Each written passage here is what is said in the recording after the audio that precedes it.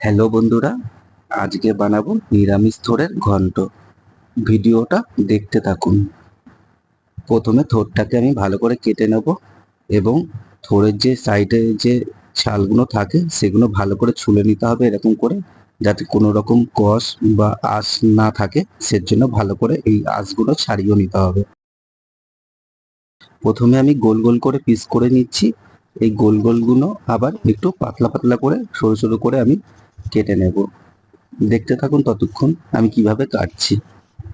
একটা বাটিতে আমি কিছুটা জল নিয়ে নিয়েছি এবং এই জলের মধ্যে আমি একটু হলুদ গুঁড়ো আর নুন দিয়ে দেবো।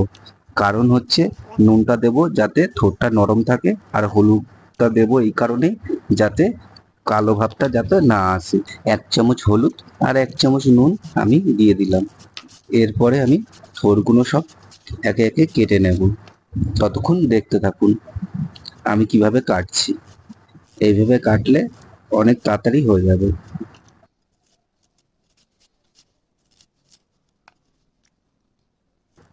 প্রায় থোড়টা আমার কাটা হয়ে গেছে, দেখতেই পাচ্ছেন।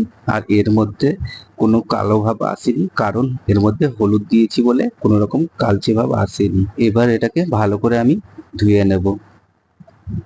কড়াই বসিয়ে দিলাম আর কিছুটা জল দিয়ে দিলাম থোড়টাকে সিদ্ধ করব বলে। জলটা গরম হয়ে গেছে, এবার থোড়টা এই কড়াইয়ের মধ্যে দিয়ে দিলাম। দিয়ে একটু ভালো করে নাড়াচাড়া দিয়ে নেব। ভালো করে নাড়াচাড়া দেওয়ার পর থোড়টাকে একটু ঢেকে রাখবো কিছুক্ষণের জন্য, যাতে থোড়টা তাড়াতাড়ি সিদ্ধ হয়ে যায়।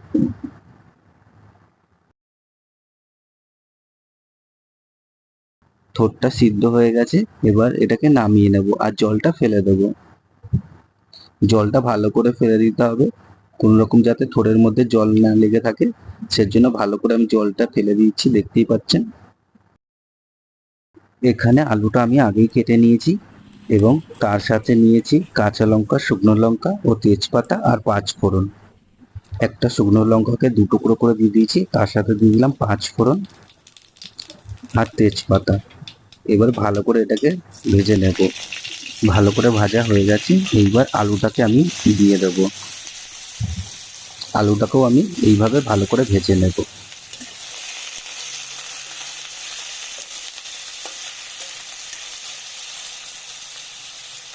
এইবার দিয়ে দেব কাঁচা লঙ্কা আর 1/2 চামচ নুন আর 1/2 চামচ হলুদ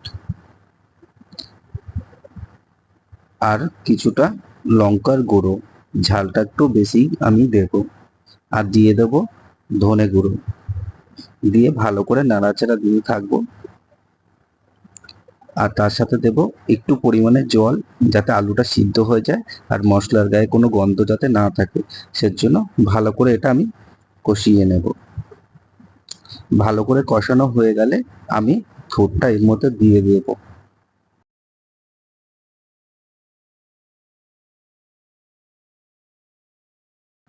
আলুটা আমার ভাজা হয়ে গেছে, এইবার দিয়ে দেব থোড়টা। সিদ্ধ করা থোড়টা আমি দিয়ে দিলাম। দিয়ে ভালো করে নাড়াচাড়া দিতে থাকবো।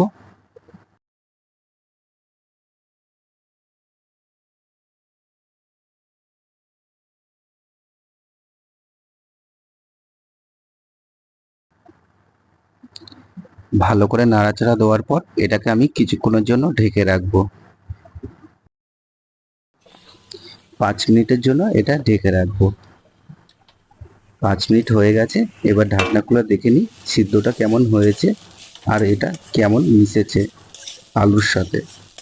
তো দেখতেই পাচ্ছেন পুরো মিশে গেছে আর এটা পুরোপুরি রেডি।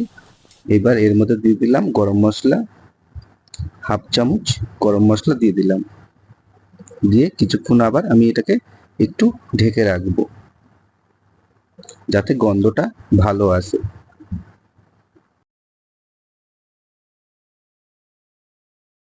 রান্না প্রায় কমপ্লিট হয়ে গেছে, এইবার এটাকে তুলে নেব একটা প্লেটে।